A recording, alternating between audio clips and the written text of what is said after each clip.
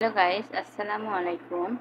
কুশল overcome এর পক্ষ থেকে আপনাদের অভিনন্দন ও শুভেচ্ছা। আজ আমি আপনাদের দেখাবো কিভাবে এমএস ওয়ার্ডে ব্লক ডকুমেন্ট নিতে হয় এবং আমি ফাইল তৈরি করে কীভাবে সেটা সেভ করব। এখন আমার এই ফাইলটি আগে থেকে ছিল। এখন আমি একটি ব্লক ডকুমেন্ট নেব। এর জন্য আমি প্রথমে কি করব, আমি ফাইলে যাব। ফাইলে যাবার পর আমি নিউতে যাব। নিয়ে যাওয়ার পর এখানে আমার ব্লক ডকুমেন্ট শো করবে। এটার উপর ক্লিক করে আমি এটি ক্রিয়েটে দেব। এই দেখেন আমার ব্লক ডকুমেন্ট তৈরি হয়ে গেছে। এখন আমি যদি এখানে কিছু টাইপ করি, আমি অক্ষর সাইজ বড় করে নিচ্ছি। এখন আমি যদি এখানে কিছু টাইপ করে, যেমন সাপোজ আমি কিছু অক্ষর লেটার টাইপ করতেছি,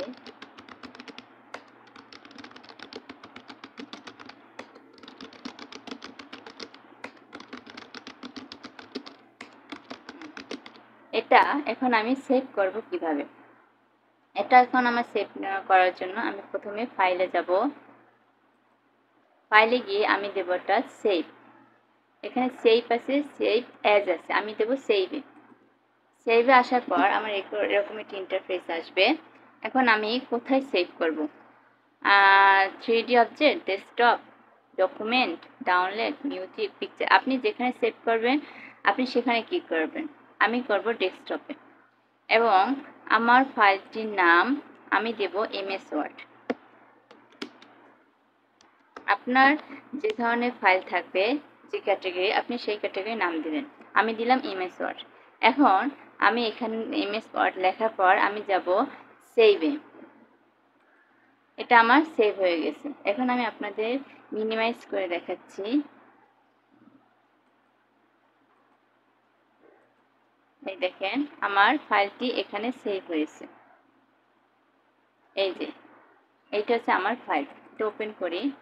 এই হলো ফাইল যেটা আমি সেভ করেছি সেটি। এভাবে আমাদের এমএস ওয়ার্ডে ফাইল সেভ করতে হবে এবং নতুন ডকুমেন্ট মানে ব্লক ডকুমেন্ট এভাবে আমরা নিব। আপনারা যারা বিগিনার আছেন তাদের জন্য এই ভিডিওটি খুবই গুরুত্বপূর্ণ।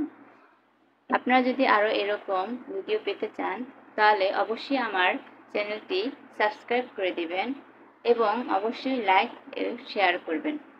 Thanks for watching my video.